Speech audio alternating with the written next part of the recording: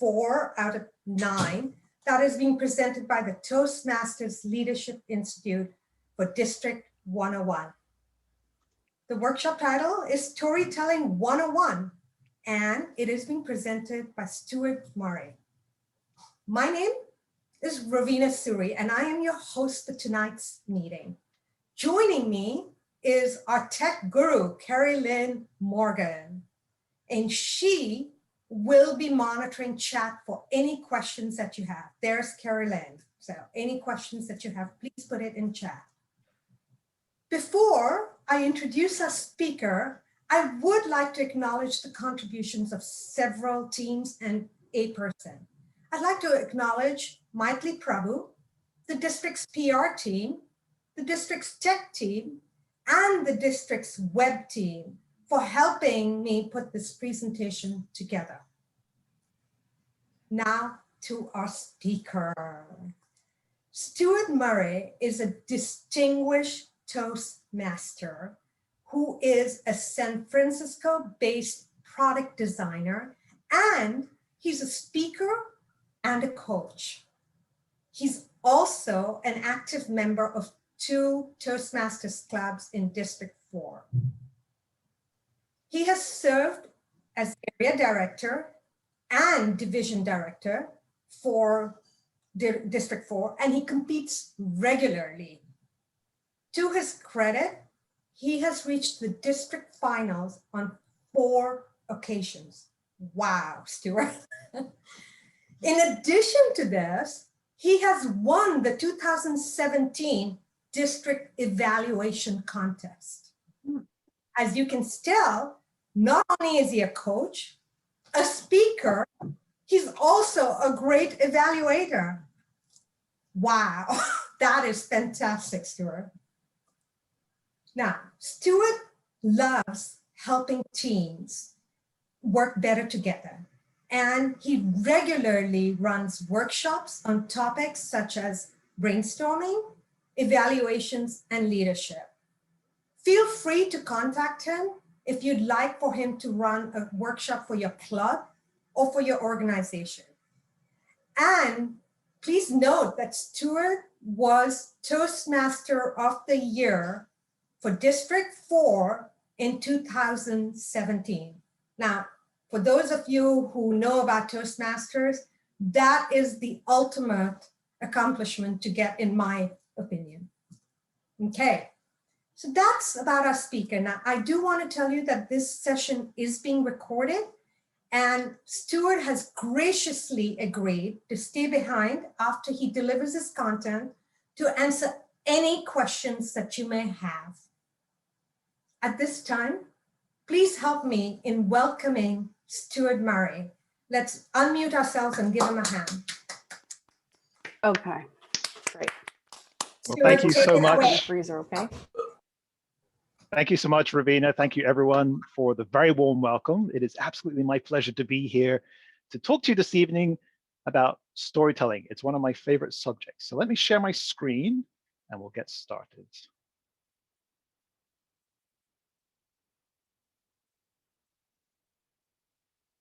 And hopefully you can see my title slide there. Can I get a thumbs up if you can see that? Perfect. And you can all hear me clearly? Excellent. Very good. I don't believe in starting presentations with disclaimers, but I will do just on this one occasion because, as I was saying earlier when a few of you were here, when it rains, sometimes my internet goes out. Hopefully, we'll cross our fingers, that won't happen anytime in the next hour or so. But if it does, hang on and I'll join with my phone and we'll just carry on from there. But let's keep our fingers crossed and hopefully the internet will stay up. As Ravina said, I am a member of a couple of clubs, and one of those is San Francisco Storytellers, which is a Toastmasters club dedicated to the art of storytelling. And in fact, a couple of years ago, we started a project to create our own storytelling curriculum. And in fact, that's really what this workshop is based upon. Several of the members of the clubs got together. We spent a lot of time researching different aspects of storytelling, different techniques, and we came up with 5 things that will really help you become a better storyteller. But before we get to that, we're going to talk a little bit about what storytelling is and why it is important, why it's important to tell stories. Then I'll cover those 5 fundamental techniques that every good story will have. And then there'll be a little bit of homework for you to do so that you can practice some of the skills that we'll be talking about in this workshop. And if you have any questions as we go along, please do type them into the chat. There'll be plenty of opportunities to pause and answer those questions as we go through. And as Ravina said, I'm happy to hang around afterwards and answer any other questions that come up throughout the workshop. So let's start then with an obvious question, perhaps. What is storytelling? Well, I have good news. The answer is really simple. Storytelling is telling stories. That's it. Well, thanks for coming to the workshop. You can have 50 minutes of your day back. Anything else that you need to know? Any questions? Okay, that wasn't a very good place to start. Let's start with a more interesting question. Storytelling is, in fact, telling stories. So then, maybe a better question is, well, what exactly is a story? What do you think? How would you define or describe a story to someone else? Why don't you type your thoughts about that into the chat? And Carolyn, maybe you could read out some of the answers that you see in there.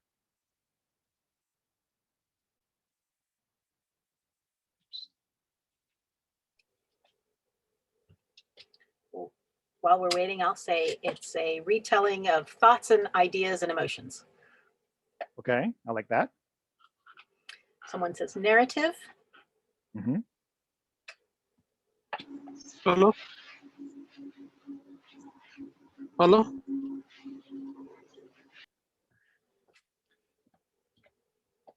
So here's a definition that I found, which I think is interesting. I think it's helpful.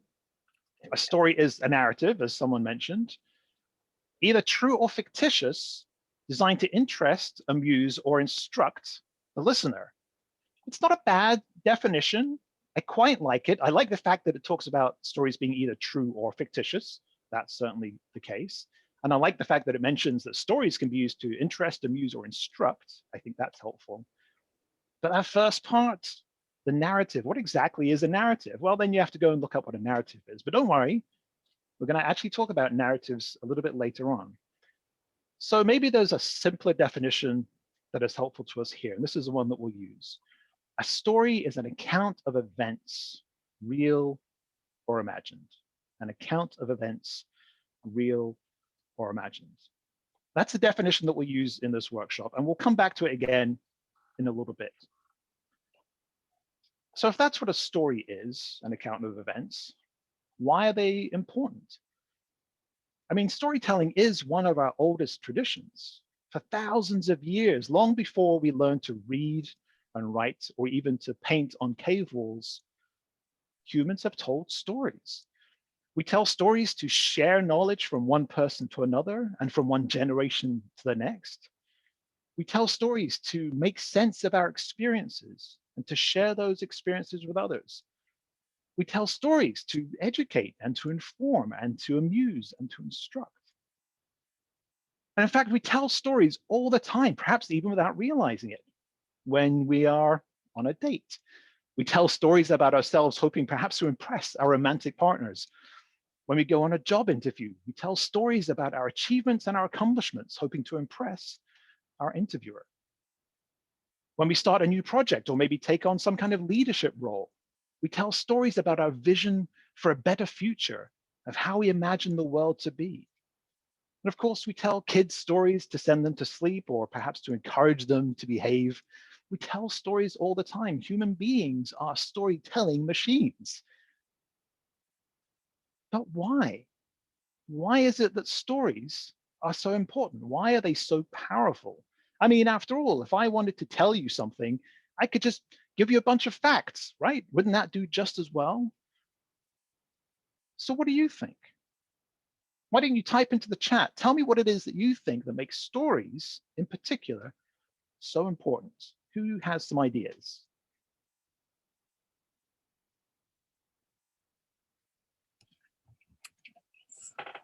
Connection to emotions, someone says. Okay. I like that. What else? Frame our past history. Okay. Telling stories keeps your mind sharp. Sometimes just the storyteller themselves. I like that one. Okay. Conflict. Conflict. Oh yeah, we'll be talking about conflict. To know people around me. Mhm. Stories Okay, help. yeah, these are all, Yeah, these are great. yeah, these are great aspects of storytelling for sure. There's actually a really fundamental reason, and one of you did touch upon it, and it's really this. The primary objective of any storyteller must be to elicit emotion. Storytelling is all about eliciting emotions in your audience. This is from Michael Haig, who is a wonderful storyteller to the stars. And you should go and check out some of his work and some of his books later on. They're definitely worth a read. And it's that emotional connection with the audience that really makes stories so powerful. I can give you a bunch of logic and I can give you a bunch of facts, but nothing will make it land. Nothing will make it stick. Nothing will engage your audience quite like storytelling. That's why storytelling is so important. That's why it's such a useful skill to learn. So I'm really pleased that you're here to learn a little bit more about storytelling. And we are all full of stories. We're all full of stories. Our entire lives are made up of little stories, and it may seem like they don't mean much to you, but trust me, your stories are important. Your experiences are important. And I hope that if nothing else, if there's one thing that you take from this workshop, it's that you feel inspired to tell your own story, because the world will be a much richer place if you do. Everyone's experiences are unique. Everyone's ideas are unique. And it's through storytelling that you can bring them out into the world so that other people can share them with you. So let's say that you have some stories that maybe you want to tell. How do you do it? What's the process? How do you become a storyteller? Well, it's not that hard, really. You need some fundamentals, and then you need to practice. And so that's what we're going to talk about in this workshop.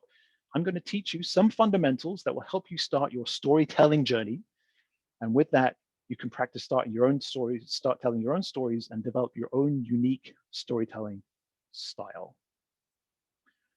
But before we get to that, I think it's helpful if we have an example of some kind that we can use to examine some of the techniques I'll be talking about. So let me share with you a little story from my teenage years. I grew up in the UK, and I went to a very old-fashioned school. It was literally an old school, and it was also very strict. There were all kinds of rules and regulations, and the punishments for breaking them could be really severe. Like the last public execution in the UK was in 1966. The last execution of a student at my high school was 3 weeks before COVID. That's the kind of school it was. Now, if you're a Harry Potter fan, you can think of it a bit like Hogwarts. It was a very grand school with big long tables, and everything was a little bit dark and dusty in there. But instead of magic running through the halls, we just had kind of misery. And our headmaster wasn't exactly Dumbledore, it was a lot more like Voldemort. But there was one teacher in particular that I was terrified of. And his name was Mr. Alves. He was the deputy headmaster, and he was a real strict disciplinarian. He had this hawkish face with beady eyes and a hooked nose. And whenever he looked at me, I felt like a mouse that was about to be eaten as a snack, that at any moment he would unfurl his wings, come swooping down, and pick me up with his talons. I did everything I could to stay out of Mr. Alves' way. So I was a pretty good kid for the most part in school. I didn't get in too much trouble. And one year, our school decided to put on a musical. It was my last year of high school, and I was about 17 years old. And that musical that we put on that year was West Side Story. Maybe some of you know it. I was cast as the character Riff, who is one of the leaders of the gangs in the story. When you're a jet all the way from your first cigarette to your last dying day. It was a great show. We performed every night to packed out audiences for a week. It was one of the best times of my life. It was so much fun. And when we came to our final show on Saturday night, all the cast, all the other students and the kids, we wanted to go and have a big party afterwards to celebrate. And being dumb, stupid teenagers that we were, we wanted to have some alcohol for this little party of ours. There were just 3 tiny little problems. 1, that would be a massive violation of school rules. 2, it was completely illegal. All of us were underage. We couldn't go and drink. And 3, and this was really the only one that we cared about, no one had time. Everyone was so busy during the show that no one would be able to go out and get the alcohol. Well, no one except Riff.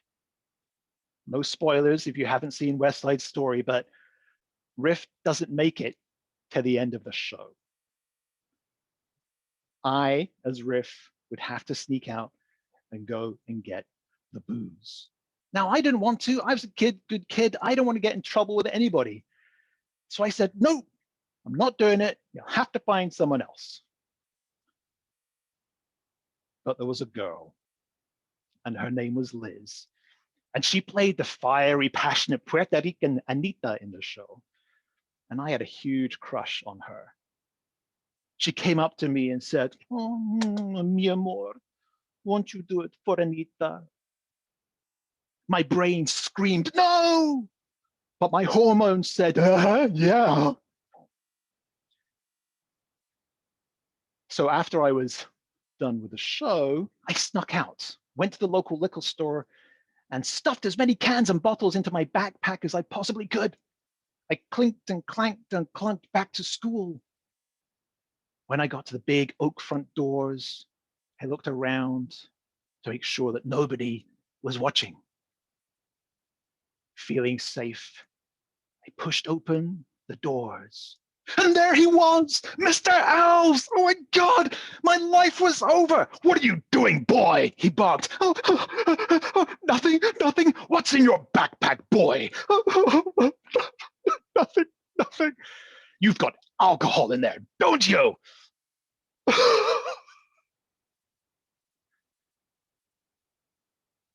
I knew at that moment my life was over. Just like my character Riff, I wasn't going to make it to the second half.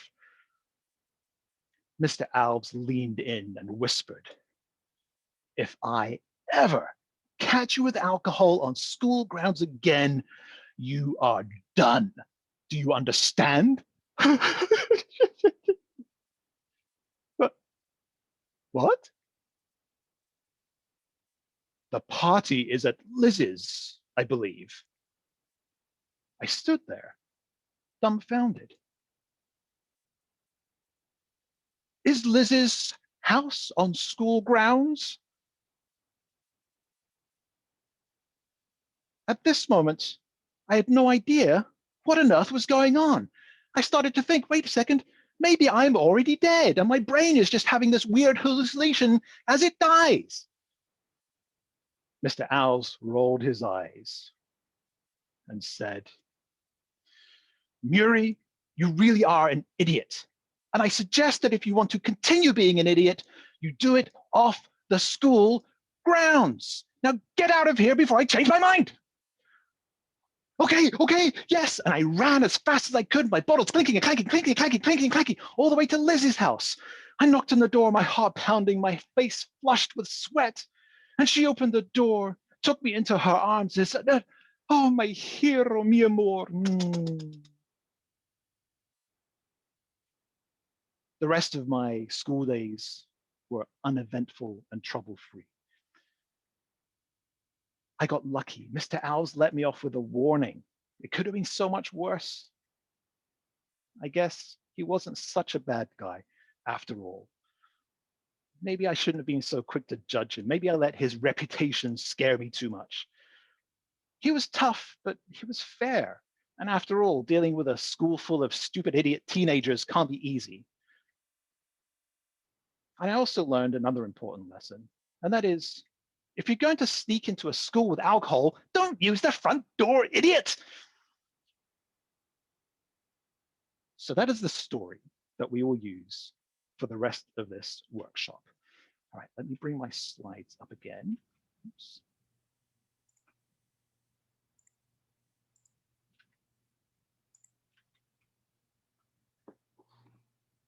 Okay.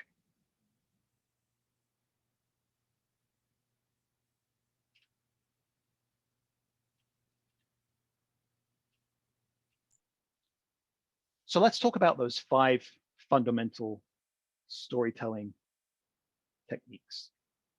They are these. 1, the characters. 2, the opening. 3, the conflict. 4, the resolution. And 5, the narrative. Now, each of these could indeed be a workshop in and of itself. And there's plenty more to storytelling, which is important. But these 5 things are fundamental to good storytelling. And if you learn a little bit about these, you'll be well on your way to becoming a great storyteller yourself. So let's get into the first one, the characters. Do you remember the definition of a story that we used at the beginning? An account of events, real or imagined. Well, in a story, those events don't just happen in some kind of vacuum. It's a bit like that old riddle, if a tree falls in a forest, does it make a sound? Well, in a story, events don't just happen. They happen because at least there's someone there to tell us that it happened. Someone observed those events, and often, more than likely, those events were caused by some people and they affected some other people. And those people that are causing the events or observing the events or are affected by the events are the characters in our story. In the story that I shared with you about my high school days, who are the characters that you noticed? Why don't you type them into chat and we'll see what characters people spotted.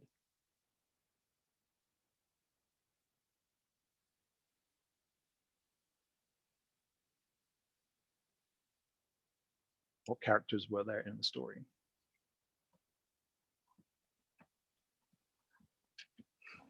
The femme fatale and the evil teacher.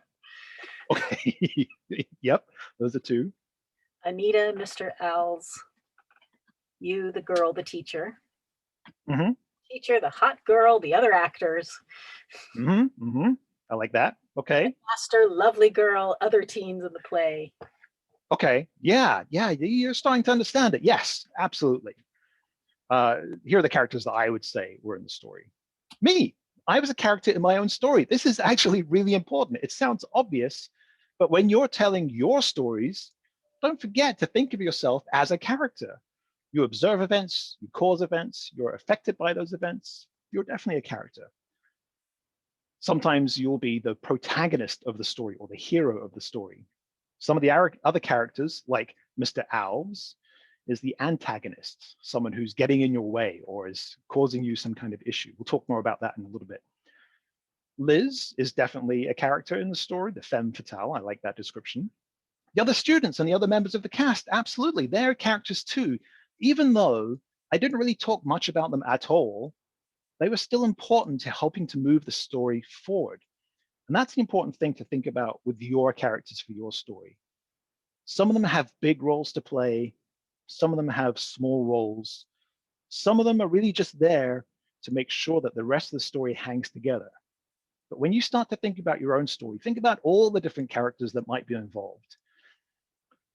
And the reason that we think about characters in particular is because in stories, characters often change because of the events.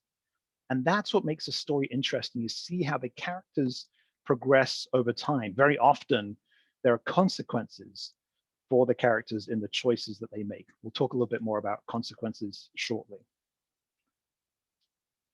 So let's consider another example. Let's say that you are interviewing for a job and you want to tell a story about one of your big accomplishments. There is an HR consultant that I like to follow on LinkedIn. Her name's Liz Ryan. And she calls these stories our dragon slaying stories. These are the times when we defeated some mighty dragon in the workplace and did something amazing. So think about your dragon slaying story. Think about something that you accomplished or achieved, perhaps in the workplace or perhaps in Toastmasters or in your personal life. And just think for a second about who are the characters? Who are the people that helped you on your quest, in your accomplishment? Maybe who are the people who got in your way? Who are the people that were affected by it? What sort of characters appear in your stories? Type them into chat. Just have a think about some characters you might mention if you were going to tell a story.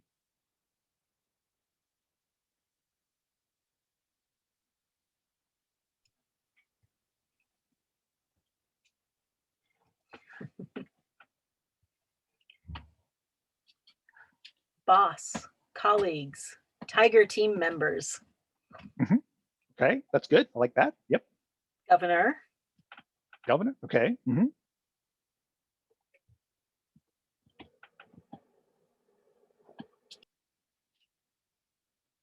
Yourself.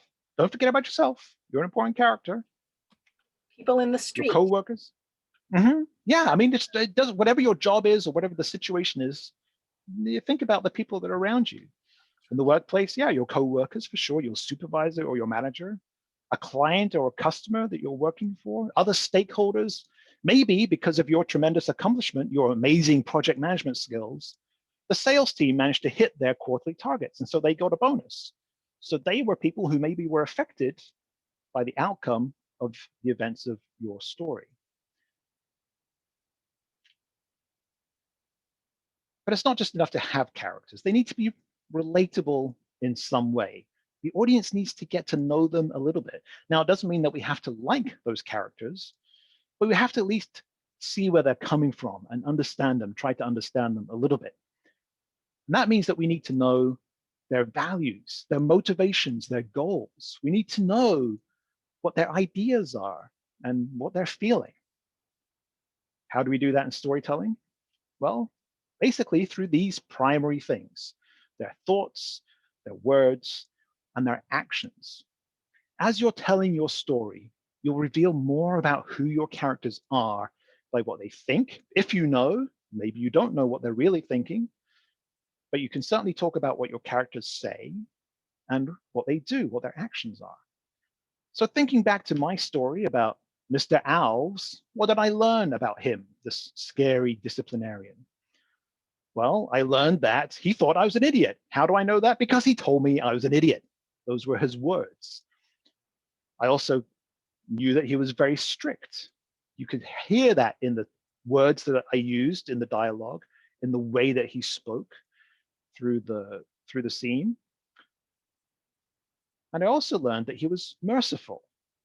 And you could tell that by the actions he took, letting me get away with just a warning.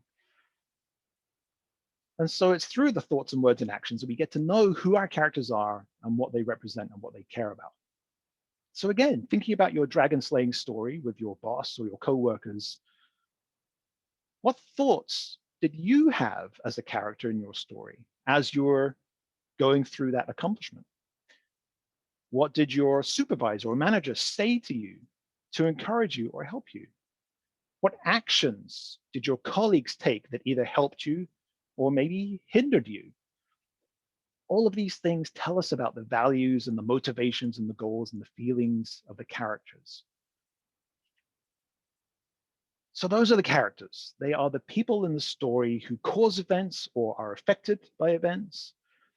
They have ideas and values and emotions and goals, and we get to know those things through hearing about what they think, by hearing from them in their words, or through the description of their actions. Characters. All right, let's pause there. Are there any questions about anything that we've covered so far before we move into the next fundamental? Can we ask questions not from the chat? Can we? Sure, since you started, why not? So how many characters is allowed usually? I know Italo Calvino, Italian short story writer, stick to only one. And when you have so many characters and they change, does the point of view also change? There's no hard limit on the number of characters you can have. the guidance that I would give you is to make sure that every character has a purpose in the story. So remember that characters are either causing the events or they're affected by the events. And if they don't really have any role to play, then they're probably not such an essential character. How do you portray the characters? Is it one-dimensional, two-dimensional, three-dimensional? I'm not sure what you mean by dimensions. All-rounded characters, one-rounded characters, reflecting only one perspective? Well, it depends it depends entirely on the story and how much detail you want to get into, how much time you have. But again, it comes down to what are those characters, what role do they play in the story, and what's the best way of conveying that. All right, I want to make sure that we cover everything, and there'll be more time for questions. Thank you, sir. Thank you very much. Good. Yeah, you bet. All right, the second fundamental is the opening. Consider this. A long time ago in a galaxy far, far away, Luke Skywalker has returned to his home planet of Tatooine in an attempt to rescue his friend Han Solo from the clutches of the vile gangster Jabba the Hutt. A classic movie opening from one of my favorite movies, Return of the Jedi. Now think about what this opening, this one sentence, is accomplishing here. From that one sentence, we know who the principal characters are: Luke Skywalker, Han Solo, Jabba the Hutt. We know what they're about to do. They're about to attempt a rescue. That means that we know that somebody's been captured, and we know who captured them. We know who's doing the rescuing, and we also know roughly when and where this is happening. It's happening on this planet called Tatooine in a galaxy that's far away from a time long ago. This is what the opening does. It sets the scene for your story. It introduces perhaps some of the initial characters, the setting, the background for what's going to happen next. And the story has a particularly important role to play. Consider my story, if you like. I started by saying that I grew up in the UK, went to this very old-fashioned school, and there's one teacher that I was scared of, Mr. Alves, and he was this strict disciplinarian. I'm paraphrasing, but that was basically it. Now, I will grant you, not nearly as exciting as Star Wars, but just as magical. And it's one of the reasons why I love storytelling so much and why it has so much power. I have barely described anything in my story at that point. I've just given you a few very vague details, but yet, magically, every single one of you had an image in your head of what I was describing. Maybe you were imagining me as a small child or as a teenager. Maybe you were imagining the hallways or the classrooms. Maybe you're trying to think about what this building may have looked like. Or maybe you're even thinking, what does Mr. Alves look like? You had a picture in your head of this hawkish headmaster with his beady eyes and his hooked nose. And all of you had a completely different image, different to everyone else who's on the call, and completely different to the one that's in my head. And here's the weird thing. The only one that's even close to correct is this one, because I was the one that was there. You weren't. None of you were. But that doesn't matter. The point is that with just a few words, I was able to conjure up an entire imaginary world in your heads. And that is a beautifully powerful thing in storytelling. There's really nothing else that can have so much profound effect. And you need to rely on that as a storyteller. You want to use your audience's imagination to help you. And the story's opening is where that starts. That's where you get to paint the scene upon which the rest of the story is built. So when you think about your opening to your story, think about the scene that you want to create in your audience's head and what details you need to provide to make that come to life. Now, I'll give you one just tiny warning here. Try to avoid the temptation to be too detailed. If there's one thing that storytellers often do which detracts from their story, it's providing too much unnecessary detail. It's like seasoning in a soup or a stew. You want to put in just enough so you can taste it, but not so much that it overwhelms the senses. A story that has too much detail in it often becomes distracting, and counterintuitively, makes it less interesting, even though you may think that you're doing a good thing by providing a lot more detail. So think about the opening of your story. Going back to your dragon slaying story for a second, what kind of opening scene would you have if you were telling someone about your great accomplishments? Well, maybe you could start like this. When I started my last job, a financial startup that I joined a couple of years ago, the first thing I noticed that our Google Drive folder was a complete mess. Nobody could find anything. My boss couldn't get the reports he needed. All of my coworkers had different copies of different files. Nobody knew what was going on. It was total chaos. But the break room, that was immaculate. They had every kind of snack bar you could possibly imagine. So from that story, that opening to a story, can you see it in your head? Yeah, you probably have some idea of what that setting might have been like. Probably have some idea of who the characters are and some idea of what's going to happen next. This sounds like a dragon slaying story about sorting out the filing system and making everyone happy. And again, you start to think about the characters, the boss, the co-workers who were disorganized and messy, but the person who took care of the break room was doing a fantastic job. So that's the second fundamental, the opening. It's where you set the scene for what's going to happen next. Where you introduce some of the characters, maybe the time and the place where your story is going to happen. And it's where you get to engage in the imagination. Any questions about the opening? Type them into the chat if you would.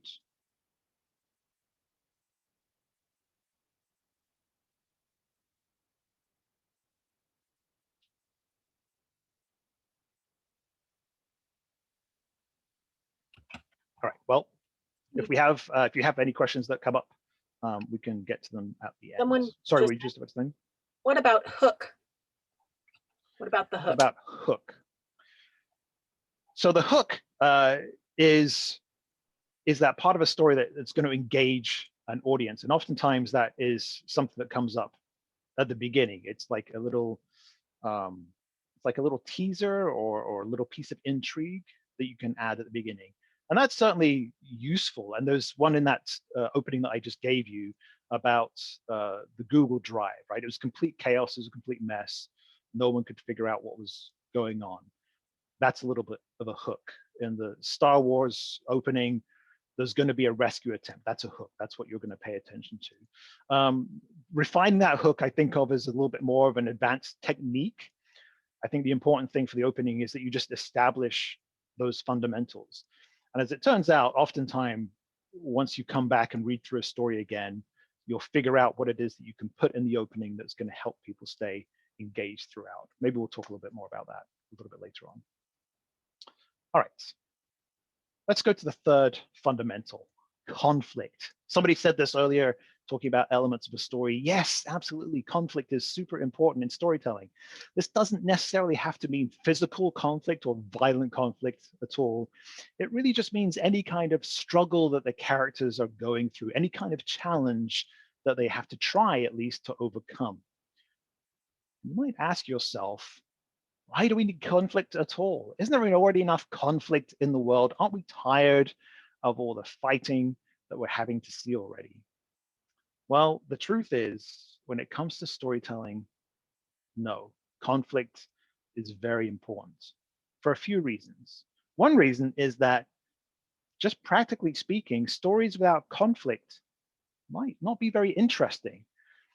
If there's nothing at stake for the characters, if there's nothing riding on the line, if there's nothing to be won or lost, then how can we care about what happens to them? There'd be no excitement, there'd be no drama, there'd be no emotional investment. You remember back at the beginning when we talked about why storytelling was important? Remember what Michael Haig said? He said that our job as storytellers was to what? Elicit emotion. And conflict is how you do that. Conflict is important because it reveals who the characters truly are underneath, what their real motives are. When somebody's back is up against the wall, that's when you find out what they're made of. That's what you find out who they really are deep down inside. And you get to see that through the choices they make and the actions that they then put into the story. And often it's this conflict that actually ends up transforming the characters in some way. Remember earlier I said that very often characters have consequences in storytelling. Well, it's because of the conflict that they then have to face those consequences in some way. And it's the struggle that leads to a transformation of the characters. And that's what makes it interesting. And there are four main types of conflict that we often talk about in storytelling. You can Google this and you'll probably find a bunch of others. But these are the four that I think are the most useful that we use in our curriculum at San Francisco Storytellers. And the four types of conflict are person versus person, person versus nature, person versus society, and person versus self. Person versus person is a kind of conflict that you probably would recognize quite quickly when two more characters come up against each other in some way. Luke Skywalker versus Darth Vader, Superman versus Lex Luthor, Harry Potter versus Voldemort, me versus Mr. Alves.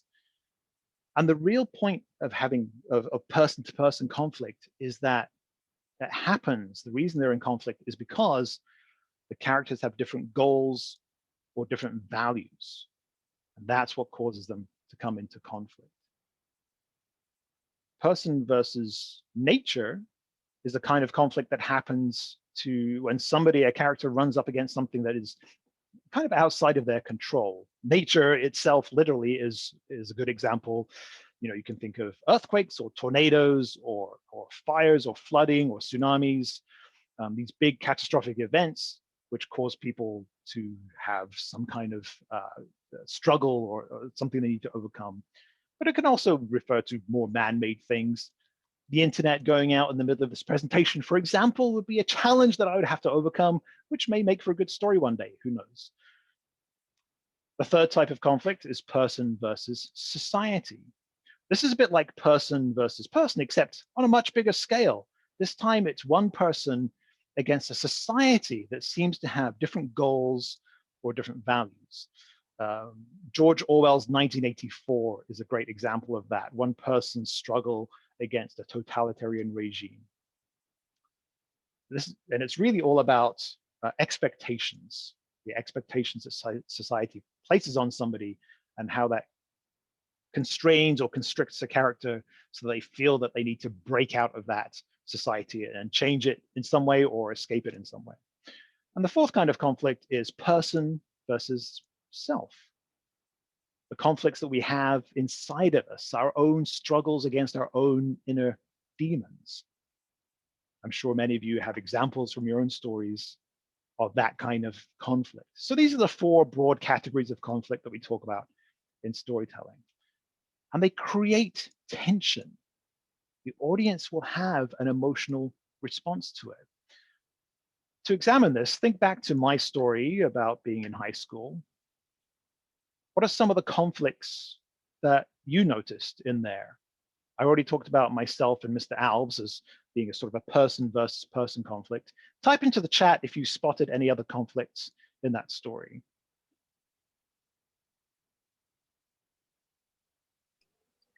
You and your brain versus your hormones. Yeah, exactly. Yep, that would probably be either a person versus self or maybe a person versus nature kind of conflict. What else? Yes, person versus self, conflict with self. Mm-hmm. Yep.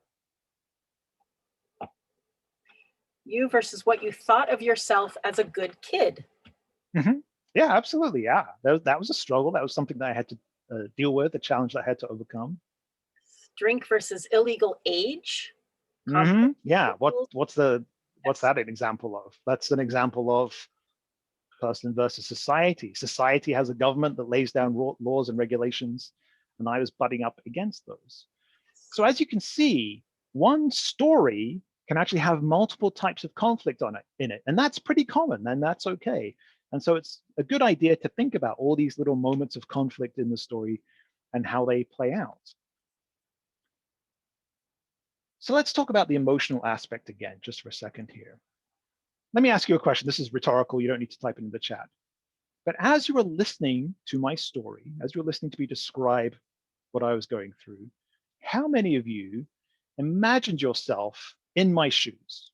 How many of you thought about yourself being in that situation and wondering to yourself, what would I do? What would I do if I was in high school and someone was trying to convince me to go out and buy alcohol? What would I do if I ran into this headmaster or this deputy headmaster who's going to punish me if I get caught? Or how many of you actually have had a very similar experience yourself, and so you could empathize with me? That's what emotional investment is. When you can get the audience to start empathizing with the characters of the story, start to put themselves in your character's shoes, that's emotional investment. That's what storytelling is all about. And that is why storytelling is so important and so powerful. When your audience is emotionally engaged with the characters of your story, when they care about what they're going through, when they can imagine themselves having to go through something similar, that's really powerful. And at that point, your audience is no longer just passively listening to a story. They're now actively engaged in it. In some ways, maybe they even really become part of the story, at least for a short while. That's what makes storytelling interesting. And that's why the conflict in the story is so important. So again, thinking about your job interview, your dragon slaying stories, what are some kinds of conflict that might arise there?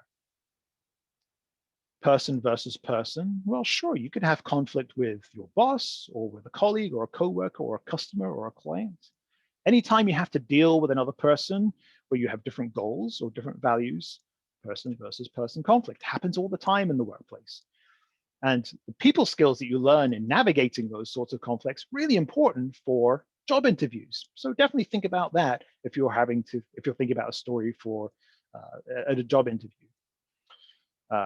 Person versus nature. You know, if you're the person that has to deal with the network when the network goes down, there's a conflict that you have to overcome.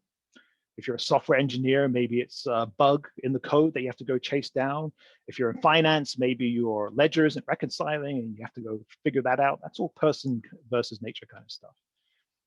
Person versus self. Yeah, I mean, I am a living testament to the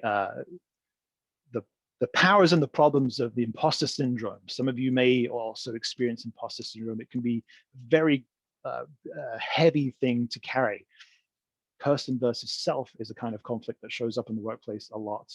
Person versus society. Yeah, I mean, we all participate in a workplace environment which has its own rules and its own regulations, its own culture and its own cliques. These are all examples of different kinds of conflict you may find yourself facing in the workplace. And so thinking about how you dealt with those and how you overcame those challenges is what makes the heart of a good job interview story. So that's just one example there. All right, we already talked about these. So that's the conflict. Conflict is a struggle or a challenge that your characters have to overcome, or at least try to overcome, in order to change themselves or change the environment that they're in. And often, the conflict is the climax of the story, which leads naturally into the next fundamental, the resolution. Before we get to that, I just want to see if we have any questions about conflict.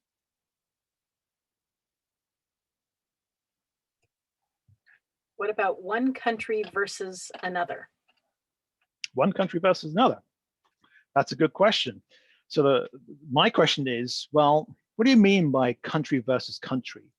Is the country, is an entire country a character?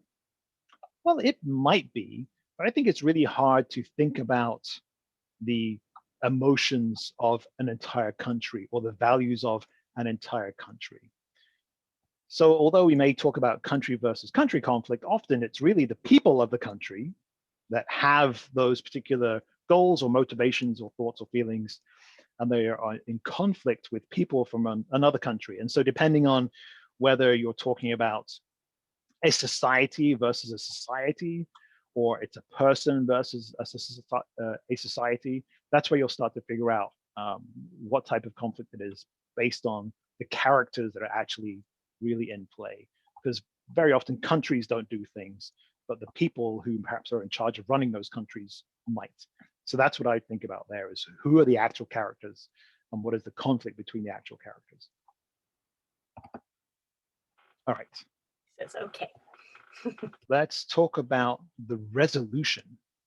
The resolution is what comes after the conflict. It describes the outcome of the conflict and how the characters or the world around them have changed as a result of it. Conflicts lead to actions, actions have consequences. What was the outcome of the choices that the characters made in that moment of conflict? How were they affected ultimately by the events that unfolded? And so the resolution is really a time for making meaning. It's often the point at which the story, the message of the story really becomes clear. Very often, it is a lesson learned or a moral of some kind. This is what the characters learned. And it's also a chance to look a little bit to the future as well, to think about how the characters are now going to be different, how their lives are going to be different going forward. So thinking back to my story, what was the resolution in the story that I shared with you? Type into the chat if you can remember what the resolution of the story was.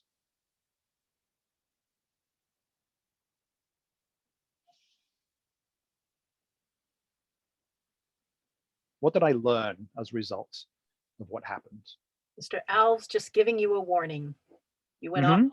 off to the party off campus. Went to the party off campus. Received a warning. He was a good guy after all. Mhm. And he wasn't as scary as you thought. Right. Yeah. So, I mean, would you say that the characters changed? Well, I'm not sure about the others, but I sure did. I learned lots of things there. I learned to be a little bit less judgmental of other people, a little bit more accepting, and trying to not let prejudice bias me so much. I learned that when somebody does something wrong, there's still capacity to be merciful. I learned not to use the front door when trying to sneak alcohol into a school. I learned that girls can be trouble, a lesson which somehow I still don't remember. There's lots of things that come out of these kinds of stories. And so it's important to think about what it is that you've learned or what it is the characters have learned and what that means for everyone else. Making that connection between what the characters learn and what that means for the audience is why you're telling that story in the first place. So this is where you get to connect your experience with the needs of the audience. What does resolution in a workplace conflict look like? It can be all kinds of things, but again, it's about what you learned as a result of what happened. If it was a conflict with a particular colleague, it could be that you learned how to work better together. If it's a conflict on a project that you're working on, it could be that your project launched when it maybe wouldn't have done, or that your app had higher ratings in the App Store than it would have done, or something. The important point is that when you're telling these sorts of dragon slaying stories, that the resolution of it is all about what you learned and how you've grown and how you've changed and how you would act differently in the future if you were presented in that same situation. So think about your dragon slaying stories and what the resolution of it was and what you learned, because that's where the meaning of the story becomes the most apparent. But also think about the other characters.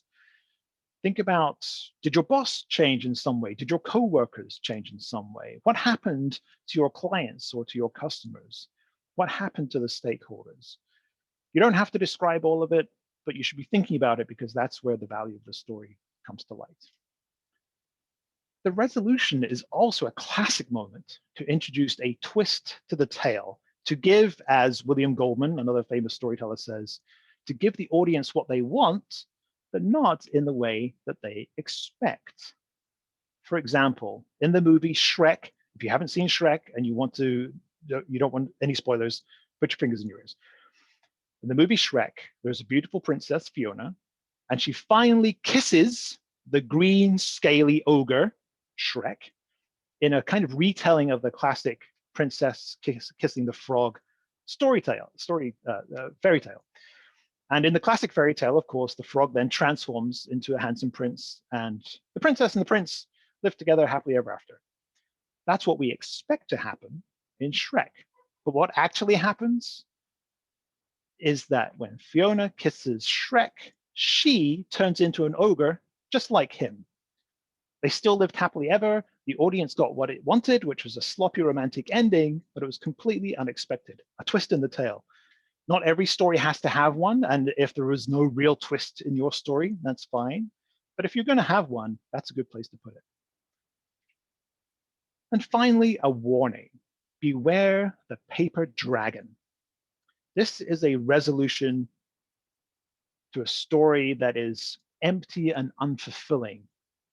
And often the reason that happens is because there was never really any conflict in the first place.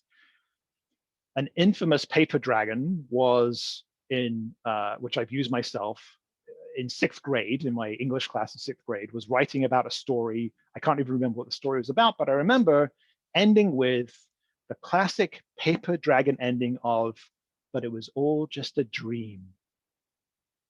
I thought I was being so clever at that age in coming up with this amazingly innovative ending, and my teacher hated it and told me never ever to do it again. And yet, some famous storytellers don't learn the lesson. For example, in the 1980s, there was a popular TV soap opera called Dallas. Some of you may have seen it. They spent an entire season of the show in dreamland, and they only revealed it at the beginning of the next season. They wasted an entire season on a dream that ultimately meant nothing. The characters never changed, the world never changed, there was never any real conflict. Beware the paper dragon. All right, so that's the resolution.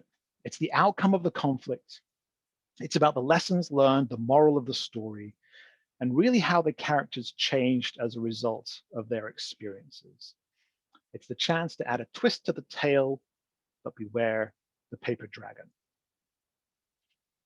I want to make sure that I get to the 5th fundamental. It won't take long, but I want to make sure I get to it before we have more questions. We can ask, we can go back and do questions after that. So the final piece of the puzzle, the final thing, is the narrative. Remember that definition way back at the beginning that said a story was a narrative? Well, what does that mean? A narrative really is just a sequence of events. It's the way that you tell the story, the way that you put the pieces in front of the other to convey what it is that actually happens. It's kind of the glue that binds everything together. And as the storyteller, you get to decide what events you want to include and what order they appear in. A classic example is chronological. You just tell the events in chronological order from one to the next, to the next. But you don't have to do it that way. If you switched around the order of events, you could do what's known as a flashback. And that's where you start your story. It opens somewhere in the middle, and it creates maybe that hook that gets people intrigued and interested. And then you can go back in time to where the story really starts and take it through from there. The narrative is also the place where you get to explore perspective. Who is it exactly that's telling the story? There are really 2 choices here, the first person perspective and the third person. The first person's perspective is somebody telling the story from their own mouth, as it were. And this is really the most common form when you're telling your own personal story. It's the form that I used when I told my story. Everything was happening to me as the narrator. Occasionally in fictional storytelling, you'll use third person. That's where there's an external narrator who's telling what other people are doing. Mr. Alves is doing this, Mr. whoever is doing that. But for the most part, you'll probably be using the first person perspective. So that's the narrative. It's the sequence of events that you choose to put into the story and the order in which you want to tell them. You can use flashback if you want, or you can just stick to a chronological order. That's usually easiest. And it's also where you get to consider the perspective, whether it's going to be the first person perspective or the third person. All right, so that's it. Those are the 5 fundamentals. So remember, a story is an account of events, real or imagined. And the 5 fundamentals to think about are the characters, the opening, the conflict, the resolution, and the narrative. And your homework is just this. Go tell a story. At your next Toastmasters meeting, the next speech that you have to give, tell a story. Use those 5 fundamentals. Even if it's just a little story, even if it's just about something that happened the day before, it doesn't have to be this big adventure. Just get used to using those fundamentals to tell a story. If you want to learn more, here are some resources. Matthew Dix's book, Storyworthy, is great. Long Story Short by Margot Lightman is really nice. Storytelling Made Easy by Michael Haig, that's one of the books that I referenced earlier, is a great place to start. And of course, anytime you want to hear great stories from everyday people just like you, listen to The Moth on NPR. It's fantastic stuff. And if you want to practice telling stories at a storytelling club, join any of these for a session. San Francisco Storytellers, that's my club, Mondays at noon. Silicon Valley Storytellers, second and fourth Mondays in the evenings, and San Mateo Storytellers, second and fourth Tuesdays in the evenings. And I just learned of another one today, 831 Storytellers down in Scotts Valley. So thank you. We're almost 3 minutes over. Sorry for that, but I hope that you enjoyed this. I hope you found this useful, and I'm happy to stay on for more questions that you may have. Thank you so much. Thank you very much, Stuart. This was absolutely wonderful. I know I'm telling a speech on Monday that I'm going to give. It's a story.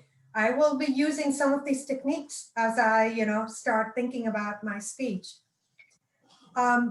This is great. This recording hopefully will be available in a couple of weeks on the district website. And at this point, I would like to ask if there are any questions. Please feel free to unmute yourself and ask Stuart the questions. This does conclude the content part of the workshop, and we will be stopping the recording at this point.